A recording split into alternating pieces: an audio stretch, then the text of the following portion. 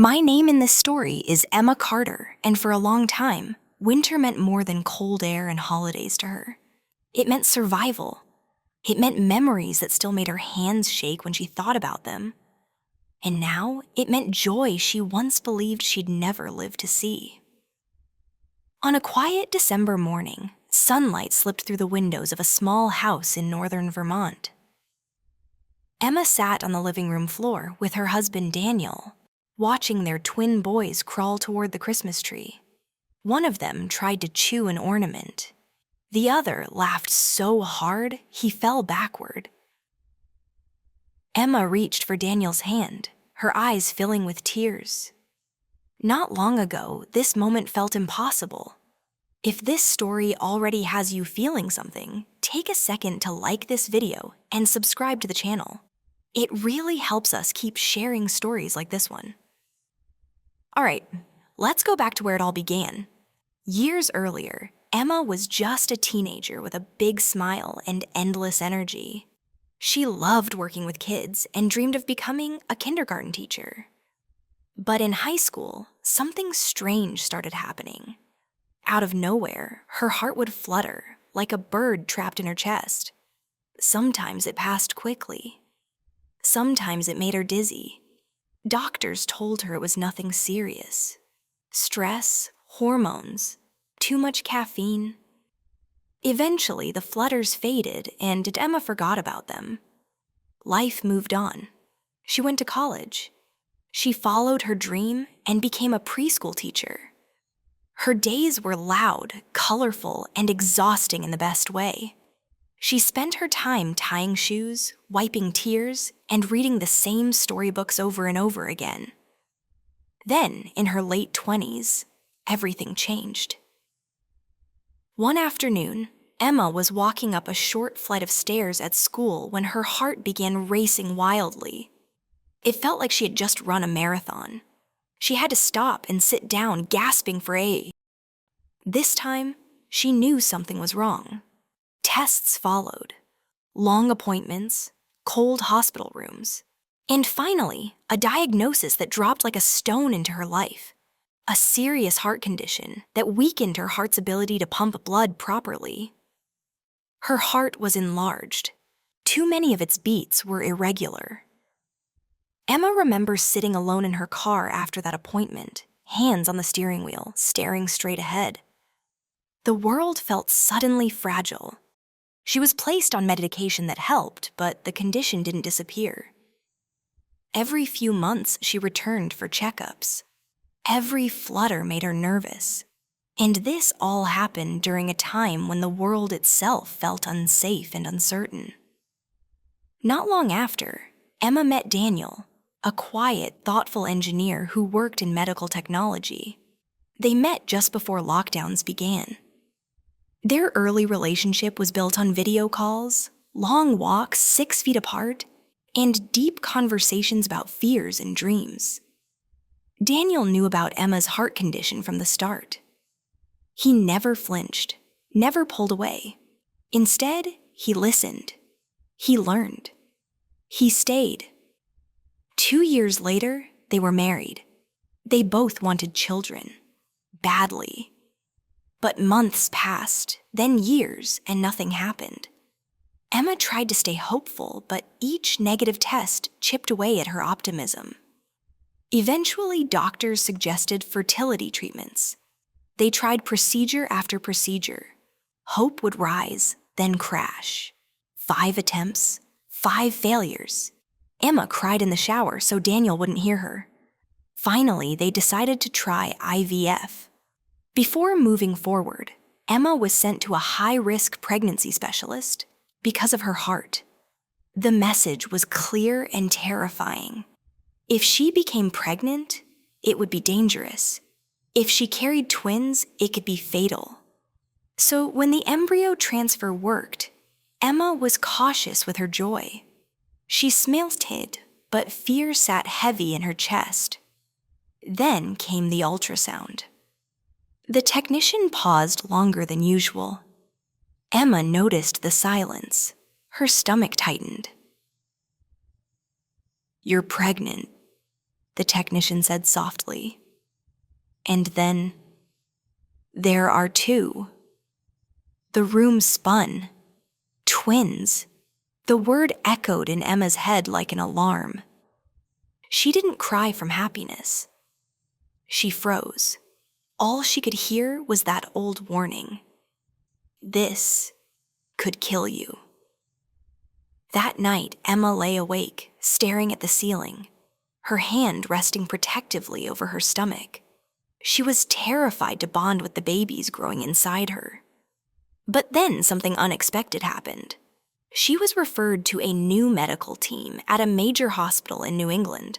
A heart specialist, a pregnancy expert, people who didn't see her as fragile glass, but as a woman worth fighting for.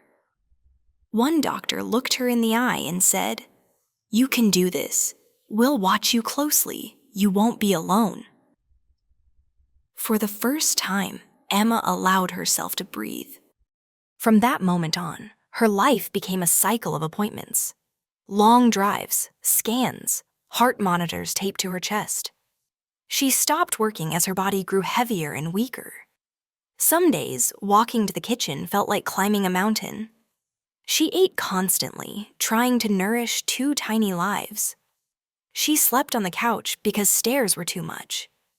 She felt guilty for resting, but her doctors reminded her resting was survival. As summer turned into fall, the babies grew stronger. Emma grew more tired. And then, one December morning, everything changed again. Her latest heart test showed troubling results. Her heart function had dropped. Dangerously, she was admitted to the hospital immediately. Machines beeped, nurses whispered. Emma stared at the ceiling, wondering if she would make it to the end. She was stabilized and sent home under strict monitoring. But the fear never left. On Christmas Eve, Emma returned to the hospital for a planned delivery. As she was wheeled down the hallway, she texted her family goodbye messages she hoped they'd never need to read. She was shaking, truly shaking. In the operating room, she closed her eyes and whispered to the babies, "I'm ready to meet you."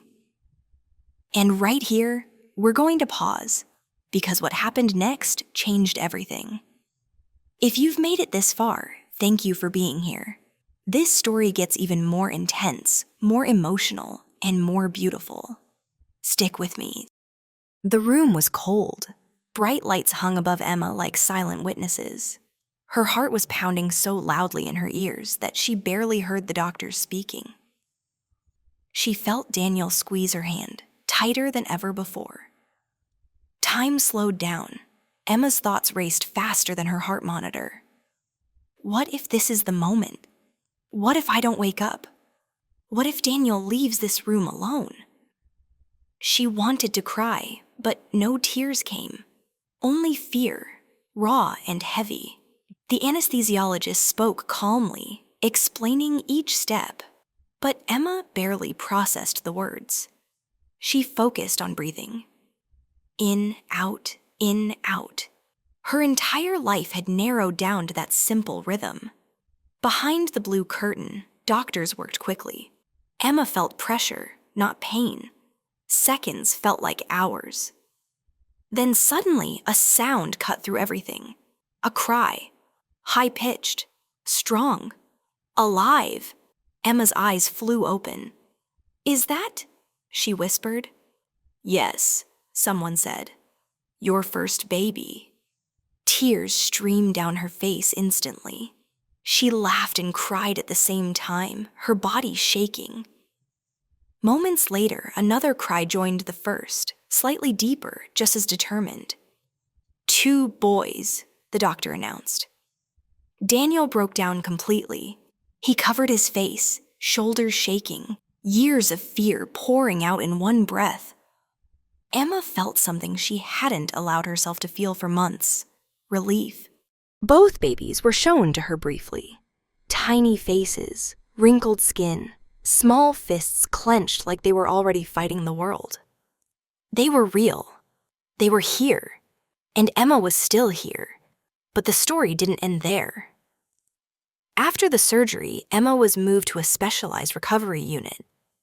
Her body was exhausted. Her heart was still under watch. Machines surrounded her bed, quietly humming. She drifted in and out of sleep, half afraid that if she slept too deeply, she might not wake up. The babies were taken to another area for observation. Emma hadn't held them yet. That thought hurt more than the surgery itself. Early the next morning, as pale winter light crept through the hospital windows, a nurse entered her room with a gentle smile. "Are you ready to meet your sons?" she asked. Emma nodded, unable to speak. She was wheeled down a hallway she barely remembered from the day before. Her heart monitor beeped steadily. Each sound felt like a promise. When they reached the room, Emma saw them. 2 tiny bundles, swaddled tightly, each wearing a soft red hat with a tiny white trim. Christmas babies. Emma laughed through tears. "They look like little gifts," she whispered. When she finally held them, one in each arm, the world seemed to quiet. The fear that had lived inside her for years softened. Their warmth grounded her. Their breathing synced with hers. For the first time since her diagnosis, Emma didn't think about her heart. She only thought about them. The days that followed were a blur of exhaustion and cautious joy. Doctors checked Emma constantly. Blood pressure, heart rhythm, oxygen levels. Each test brought tension, followed by relief. She was discharged with strict instructions and close follow-up care. Returning home felt surreal. The house that once felt quiet now echoed with cries, hiccups, and late-night feedings. The twins, named Leo and Noah in this version of the story, were small but strong. They ate, slept, and grew. A little more each day. Emma, however, struggled. Her body had been through war. Some nights she lay awake listening to her heartbeat, afraid of every skipped beat. Postpartum hormones hit hard. Fear crept back in when the house was silent. Daniel became her anchor. He took night shifts. He learned every alarm sound. He reminded Emma to rest even when guilt told her to do more. Months passed. The boys grew chubbier. Their cries turned into coos. Their eyes began to follow Emma across the room. And slowly, Emma's strength returned. But then, one autumn afternoon, the flutters came back. Emma froze when she felt it. That familiar, unsettling rhythm. Panic rose instantly. Not again, please, not again. Tests showed the irregular beats had returned. This time, doctors recommended a procedure to correct the electrical signals in her heart. It was another risk, another hospital visit, another wave of fear. Emma hesitated. She looked at her sons crawling on the living room floor, bumping into each other, laughing for no reason. She knew she had to do it. For them, the procedure was successful. When Emma woke up, she felt something strange. Silence. Her chest felt calm. The constant flutter she had lived with for so long was gone. Recovery wasn't instant, but improvement was real. By the time the twins took their first steps, Emma was chasing them. Slowly, carefully, but with a smile she hadn't worn in years. By the time they learned to laugh, she laughed freely too. Now, life looks different. Emma no longer stands in front of a classroom. For now, she stays home. She watches little feet run across the floor. She listens to giggles echo through rooms that once felt empty. Sometimes, late at night, when the house is quiet again, Emma sits on the couch and thinks about how close she came to never seeing this life, how fear almost stole joy before it had a chance to arrive. And she holds her boys a little tighter, because she knows something now that she didn't before. Life doesn't always follow the rules doctors warn us about. Sometimes, with the right people, the right care, and a lot of courage, miracles find a way. And this story isn't over yet. The house is never quiet anymore. Early in the morning, before the sun fully rises, tiny footsteps race across the hallway. Laughter bounces off the walls. One toy car crashes into a chair. Another is thrown for no reason at all. Emma wakes up smiling, even before she opens her eyes. A year ago, this noise would have terrified her. Any sudden movement, any rush of energy made her worry about her heart. Now it feels like music. Leo and Noah are toddlers now, fast, curious, and completely unstoppable. They climb the couch like it's a mountain. They argue over the same toy, even when there are 10 identical ones nearby. And when they fall, they pop back up like nothing happened. Emma watches them and still can't believe they're real. Sometimes she catches herself staring too long. Daniel notices and squeezes her hand. He knows what she's thinking. We almost didn't get this. Life has settled into a rhythm. Not an easy one, but a real one. Mornings are messy. Breakfast ends up on the floor. Someone always needs a diaper change at the worst possible moment. But Emma feels strong in a way she never did before. Her heart checkups are less frequent now. The doctors smile more. The words danger and risk are no longer part of every conversation. There are still rules: rest when needed, listen to her body. But the shadow of fear isn't as dark as it used to be. One afternoon, while folding laundry, Emma feels it. A flutter. Her breath catches instantly. Her hands freeze. For half a second, the old panic tries to come back. Then she pauses. She closes her eyes, takes a breath, waits. Nothing happens. The flutter fades, harmless and brief. Emma exhales slowly. This time, fear doesn't win. Later that evening, after the boys are asleep, Emma sits on the porch wrapped in a blanket. The air is cool. The sky is clear. Daniel joins her with 2 mugs of tea. They don't talk much. They don't need to. Their silence is peaceful, earned. Emma thinks about the woman she used to be. The girl who sat alone in her car after hearing her diagnosis. The bride who wondered if motherhood was even possible. The pregnant woman who believed she might not survive childbirth. She barely recognizes that version of herself now, not because she's forgotten the fear, but because she survived it.